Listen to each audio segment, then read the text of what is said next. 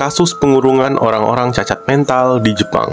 Pada tahun 1900-an di Jepang, orang-orang yang menderita cacat mental, intelektual, bahkan orang tuli diasingkan dan dikurung di rumah kurungan pribadi.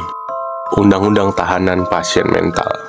Setiap keluarga yang memiliki anggota keluarga dengan kondisi cacat mental atau intelektual diizinkan untuk membangun sebuah ruangan atau kamar kurungan pribadi dan membatasinya. Selain itu, keluarga tersebut juga harus melaporkannya ke pusat pelayanan kesehatan, sehingga polisi dan pusat kesehatan masyarakat bisa melakukan pengawasan.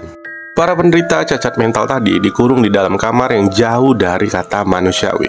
Kalau kalian lihat fotonya, itu benar-benar terlihat sangat kecil dan sempit, yang hanya diberi beberapa ventilasi dengan jejak besi dan juga saluran parit untuk kotoran mereka. Dan itu adalah tindakan legal yang dilembagakan oleh pemerintah Meiji di bawah Undang-Undang Tahanan Pasien Mental pada tahun 1900.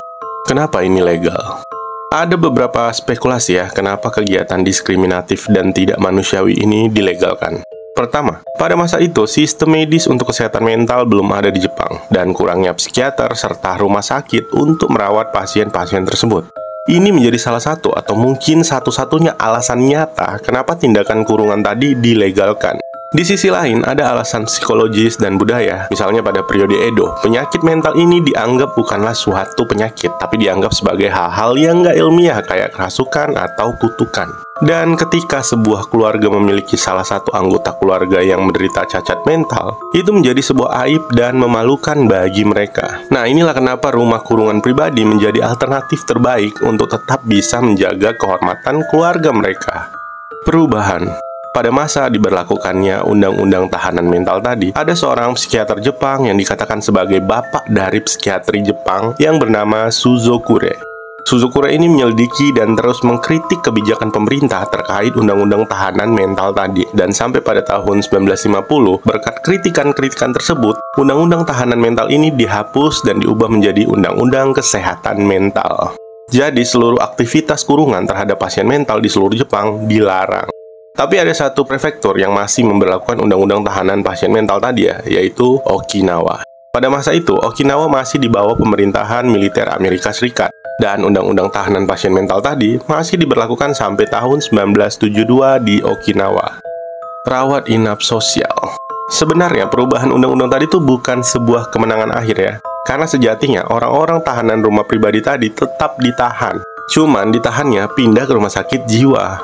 Kenapa muncul istilah rawat inap sosial? Ya karena hampir semua pasien mental tidak bisa pulang ke rumah meskipun mereka sembuh. Akan sulit bagi tetangga atau keluarga mereka menerima kehadiran mereka lagi. Bahkan ada beberapa keluarga yang mengatakan kalau mereka nggak bisa hidup bersama lagi dengan anggota keluarga yang sembuh dari cacat mental.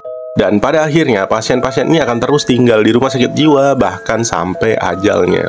Ini menjadi salah satu sisi kelam Jepang ya, yang dimana diskriminasi terhadap difabel atau penderita cacat mental masih saja terjadi. Meskipun undang-undang tahanan mental ini udah nggak ada lagi alias dilarang, pada kenyataannya di zaman sekarang kegiatan seperti mengasingkan anggota keluarga yang cacat ke suatu tempat masih terjadi. Memiliki anggota keluarga yang menderita cacat mental atau difabel masih dianggap sebuah aib. Kalau kalian udah nonton VT aku tentang pembantaian kaum difabel di Sagamihara, kalian pasti ingat bahwa anggota keluarga dari para korban tersebut nggak mau menunjukkan identitas mereka. Dan ada rumor yang mengatakan kalau mereka bahkan datang ke pengadilan dengan bus khusus dengan seluruh jendela yang tertutup. Karena mereka nggak mau teman atau tetangga atau kolega mereka tahu kalau mereka memiliki keluarga yang difabel atau cacat mental.